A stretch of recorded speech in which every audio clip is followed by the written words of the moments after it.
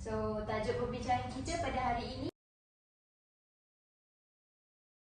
Selamat pagi dan salam sejahtera saya ucapkan kepada semua. Terima kasih kerana hadir dalam webinar hari ini.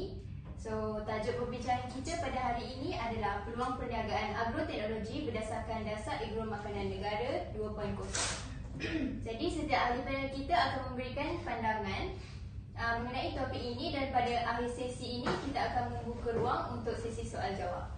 Okey, seterusnya mari saya perkenalkan ahli panel kita pada hari ini. Yang pertama adalah Encik Eddie Kushairi yang merupakan pakar dasar Agro Makanan Negara. Yang kedua adalah Puan Zakia Zanzuli yang merupakan pakar teknologi pertanian.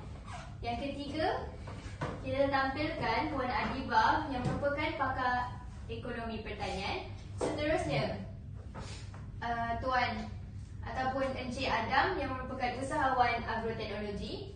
Seterusnya, Puan Izzatul yang merupakan pakar IoT, Internet of Things dalam pertanian. Dan seterusnya, Encik Shane yang merupakan pakar pertanian lestari. Dan pakar aeroponik iaitu Encik Afif. Seterusnya, Encik Adham yang merupakan pakar precision farming. Dan akhir sekali, kita ada Mak Tio yang merupakan contoh kejayaan usahawan agro. Okey, tanpa melengahkan masa, mari kita mulakan dengan penerangan tentang dasar Agro Makanan Negara oleh Encik Eddie Kushairi yang merupakan pakar dasar Agro Makanan Negara.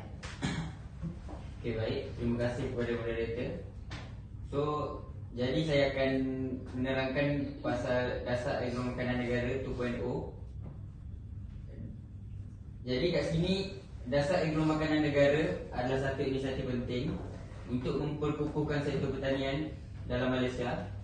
Dasar ini menekankan kepentingan jaminan makanan melalui inovasi dan penggunaan teknologi terkini sambil memastikan peningkatan dalam tahap kecukupan diri bagi barangan makanan penting.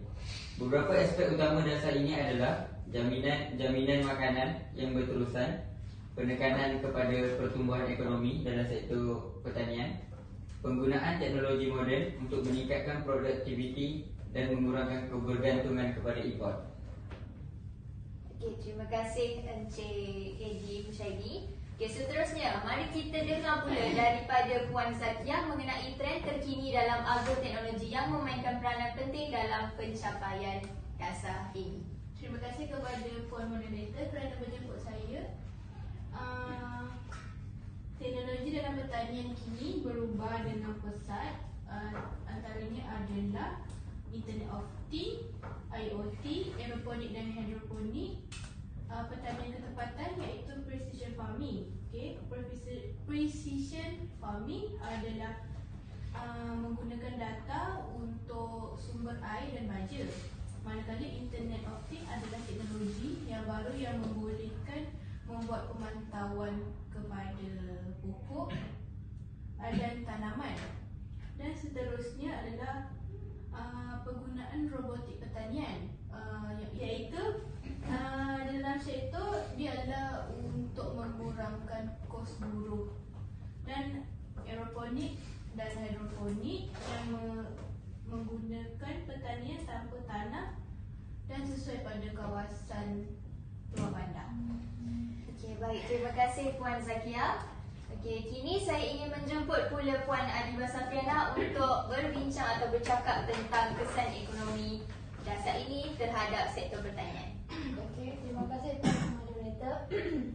Okey, dasar ini berpotensi besar untuk memberi impak positif kepada ekonomi Malaysia dengan meningkatkan penggunaan teknologi dalam pertanian. So, kita dapat meningkatkan produktiviti pertanian tanpa meningkatkan kos operasi. Selain itu, kita dapat mengurangkan kebergantungan kepada import makanan. Dan akhir sekali adalah dapat mewujudkan lebih banyak peluang pekerjaan dalam sektor teknologi pertanian dan meningkatkan pendapatan usahawan agro. Namun, terdapat cabaran dalam pembiayaan teknologi dan akses kepada modal bagi usahawan kecil. Terima kasih Puan Adibah atas informasi. Okey, mari kita teruskan dengan pandangan Encik Adam pula yang merupakan usahawan agroteknologi. So, sila kongsikan pengalaman anda dalam bidang ini. Okey, terima kasih kepada Puan Moderator kerana telah menjemput saya dalam webinar ini. Sebagai seorang usahawan agroteknologi, saya ingin katakan bahawa terdapat peluang besar dalam sektor ini. Contohnya, penggunaan sensor IoT dan drone telah membantu meningkatkan hasil tanaman saya sebanyak 20%. Namun, cabaran terbesar adalah kos yang tinggi untuk permulaan awal untuk menggunakan teknologi ini dan kurangnya kesedaran dalam kalangan petani tradisional. Itu sahaja daripada saya. Baik, terima kasih untuk pandangan Encik Adam. Okey, seterusnya mari kita dengar daripada Puan Izatul pula tentang peranan IoT, Internet of Things dalam pertanian. Sila teruskan. Okay, IoT memainkan peranan besar dalam automasi ladang. Dengan sensor yang dipasang di ladang, petani boleh memantau keadaan tanaman dan tanah secara real time, secara berkala. Contohnya, sistem pengairan boleh diaktifkan secara automatik apabila tanah menjadi kering. IoT juga membolehkan menganalisis data untuk membuat keputusan yang lebih baik mengenai penggunaan baja dan air. Okey, baik. Terima kasih Puan Izatul. Seterusnya kita akan mendengar daripada Encik Shin tentang pertanian lestari. Sila teruskan, Encik. Okey, selamat sejahtera. Okey, saya akan ceritakan tentang pertanian lestari.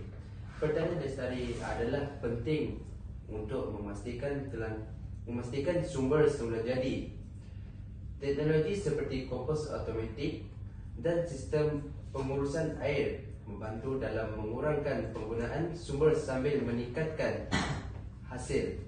Pertanian lestari juga menekankan kepelbagaian tanaman untuk mengurangkan risiko kepada satu jenis tanaman sahaja.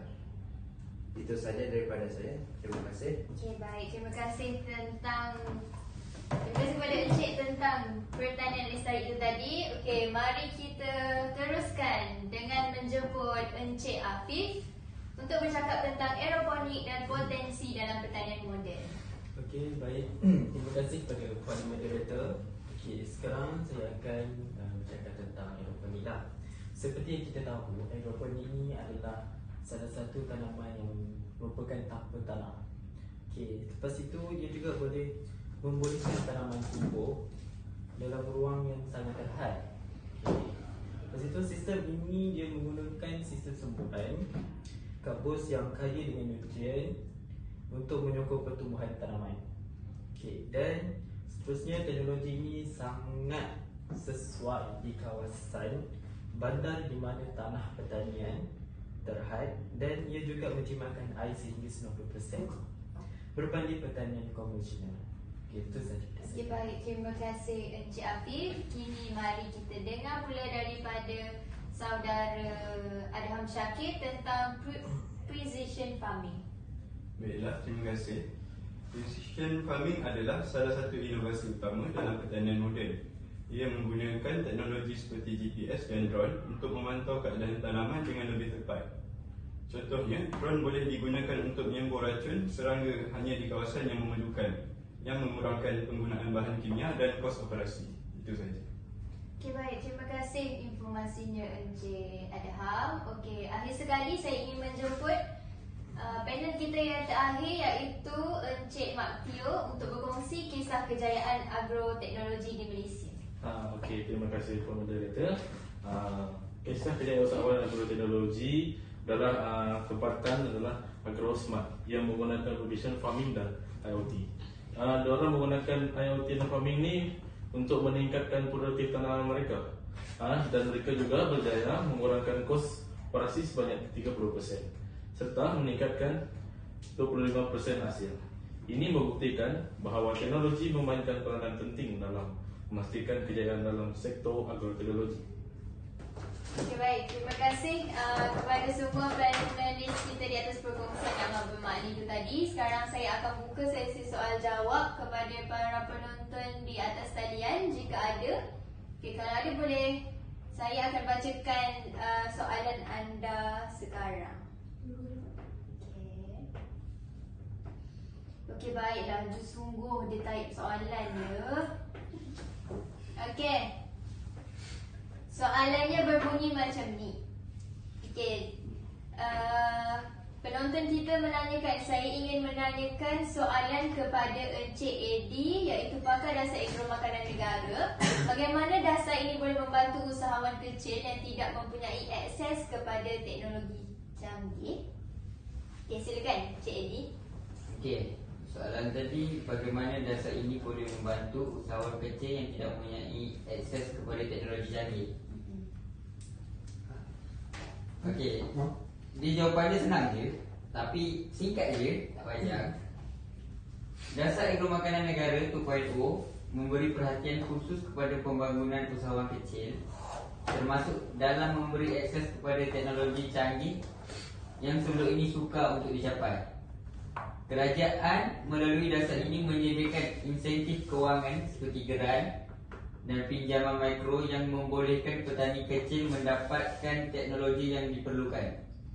Selain itu, terdapat program bimbingan dan latihan untuk meningkatkan kecekapan teknologi dalam kalangan usahawan kecil. Melalui kerjasama dengan pihak swasta dan institusi penyelidikan, usahawan juga dapat mengakses teknologi moden seperti IoT dan precision farming pada kos yang lebih rendah melalui model pengkongsian atau sewaan. Itu sahaja. Okey, baik. Terima kasih Encik Eddie. So, saya harap rakan di atas salian kita dapatlah info yang atau jawapan yang tepat daripada panel kita. Okey, untuk soalan seterusnya, banyak sungguh ya soalan kita. Ya Allah. Okey, next. Rakan atas salian kita menanyakan, ada soalan untuk Puan Zakia yang merupakan pakar teknologi pertanian. Soalannya berbunyi, tadi pun ada cakap tentang teknologi seperti precision farming dan IoT. Bagaimana kita boleh memastikan bahawa penggunaan teknologi ini tidak menyumbang kepada masalah alam sekitar dan kekal selaras dengan amalan pertanian lestari? Okey, silakan Puan. Okey, sebenarnya teknologi precision farming dan IoT ini dia mengurangkan impak negatif terhadap alam sekitar. Contohnya, precision farming membolehkan petani untuk urus sumber air, baja, racun rosak dengan lebih efisien lah. Lepas tu dia dapat mengurangkan penggunaan berlebihan yang boleh merosakkan tanah dan air. Dengan menggunakan data masa iaitu IoT, dia membantu dalam membuat pemantauan cuaca dan tanah. Lepas tu membolehkan petani mengambil langkah pencegahan untuk mengelakkan kerosakan alam sekitar. Penting untuk kita memastikan bahawa amalan pengurusan terbaik teknologi ini disokong dan penyelarasan dengan polisi alam sekitar untuk memastikan pertanian ini kekal lestari. Okey, baik. Terima kasih Puan Zakia atas jawapan yang diberikan itu tadi. Okey, nampaknya kita kesuntukan masa. Okey. Okey, kita sempat lagi lah rasanya untuk jawab soalannya. Satu lagi. Soalan. Okey, baik. Saya rasa soalan ni agak menarik. Okey. Pada siapa tu? Saya rasa saya nak berikan soalan tu kepada Encik Mak Tio lah. Okey. Okey, soalan dia berbunyi, dari sudut ekonomi, anda menyebut tentang potensi keuntungan dalam sektor agroteknologi. Bagaimana pula dengan sokongan pembiayaan untuk usahawan yang ingin melabur dalam teknologi baru tapi dia menghadapi kesukaran untuk mengakses modal? Pada pendapat saya kan memang betul ada cakap tu modal ni salah satu cabaran bagi usahawan untuk akses kepada modal untuk pelaburan untuk teknologi yang baru. Tapi kerajaan melalui inisiatif seperti Dasar Agro Makanan Negara 2.0 dan agensi-agensi seperti Tekun dan Mara, dorang menawarkan geran dan pinjaman mudah bagi usahawan mendapatkan pembiayaan. Okey, saya juga ada dalam baca yang hari itu sektor swasta juga telah memulakan peranan melalui utility capital dan program inkubator yang menyasarkan usahawan dalam sektor pertanian teknologi. Usahawan juga boleh memanfaatkan platform crowdfunding yang semakin popular sebagai alternatif untuk orang modal tanpa perlu bergantung sepenuhnya pada institusi kewangan tradisional. Okey, itu saja. Depan kepada saya. Okey, nampaknya terima kasihlah kepada semua panelis dan atas pembelajaran tadi. Okey, terima kasih sekali lagi untuk semua panel yang hadir pada hari ini dan peserta kita di atas talian. Okey, kita telah mendengar pandangan yang sangat berharga mengenai peluang dan cabaran dalam sektor agroteknologi. Semoga perbincangan hari ini dapat memberikan manfaat dan inspirasi kepada anda semua. Sekian, terima kasih.